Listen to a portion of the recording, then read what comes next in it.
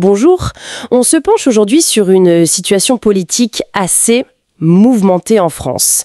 Il est question d'un scandale financier qui secoue l'extrême droite et notamment des personnalités connues pour leur position, disons, assez critique vis-à-vis de l'Algérie. Oui, bonjour. Et les informations dont on dispose dressent un portrait assez préoccupant. On parle d'enquêtes judiciaires, de soupçons de financement illégaux, de possibles détournements via de fausses factures. C'est sérieux donc ? Apparemment, oui. Les sources mentionnent même des perquisitions, que ce soit au siège de parti, dans des bureaux de parlementaires et même chez des particuliers.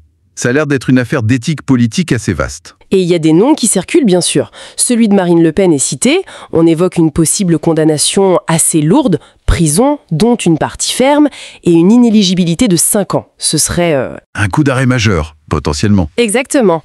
Et d'autres figures sont aussi mentionnées, comme Jordan Bardella, François Bayrou, Bruno Ritello.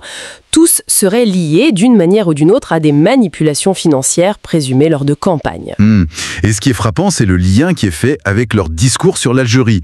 Ces mêmes personnalités étaient souvent, très actives pour mettre la pression sur Alger, que ce soit en France ou même au niveau européen. Tout à fait. Et l'analyse qu'on peut lire suggère quelque chose d'intéressant.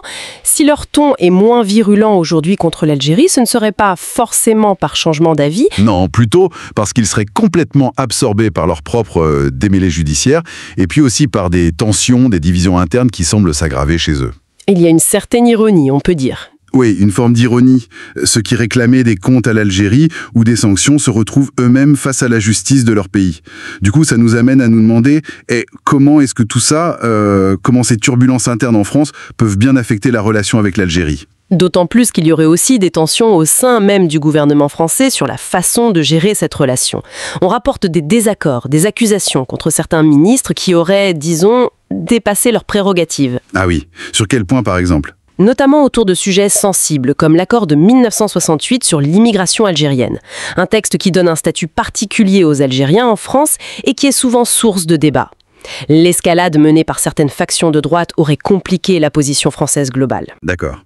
Et pendant ce temps-là, l'Algérie, elle réagit comment d'après les sources élysées ? Eh bien, avec calme, apparemment.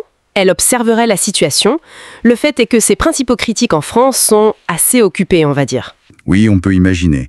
Le sentiment général qui ressort, c'est que l'Algérie aurait, en quelque sorte, gagné des points, dans la bataille de l'opinion, mais aussi en affirmant son indépendance. Elle se trouverait dans une position plus solide. On parle même d'un renversement inattendu des équilibres d'influence. C'est une expression forte. Oui, elle est forte. Ceux qui hier semblaient menaçants pour Alger sont aujourd'hui sur la défensive chez eux, empêtrés dans ces scandales. Et l'Algérie, elle, semble en profiter pour avancer ses propres dossiers, internes comme externes, avec plus de confiance. Ce qui nous mène à une dynamique relationnelle différente peut-être. C'est ce que suggère l'analyse, oui. L'Algérie, sous la présidence Tebboune, afficherait une souveraineté plus décomplexée peut-être.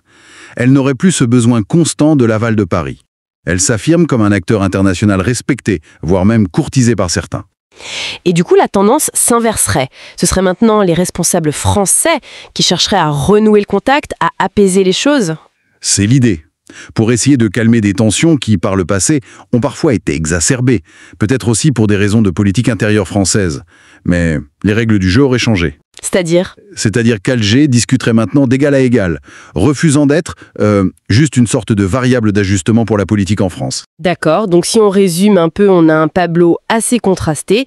D'un côté, une partie de la droite et de l'extrême droite française qui est potentiellement affaiblie, déstabilisée par ces affaires. Oui, et de l'autre, une Algérie qui apparaît plus sûre d'elle, qui consolide sa position sur la scène régionale et internationale, une approche basée sur le réalisme, la défense de ses intérêts propres. Une sorte de force tranquille algérienne, c'est un peu l'image qui ressort. Exactement, c'est bien résumé. Alors, ça nous laisse avec une question, une interrogation pour l'avenir, n'est-ce pas ? Oui. Laquelle ? Est-ce qu'on assiste vraiment au début d'une nouvelle ère dans les relations franco-algériennes, une ère basée sur une reconnaissance mutuelle plus, disons, authentique, plus équilibrée, comme certains éléments semblent l'indiquer, ou est-ce que tout ça n'est finalement qu'une fluctuation temporaire liée à la conjoncture politique très particulière en France en ce moment ? Une question importante. Oui, et la pérennité de cette posture algérienne, de cette force tranquille face aux futures dynamiques politiques, ça reste une question ouverte, en effet.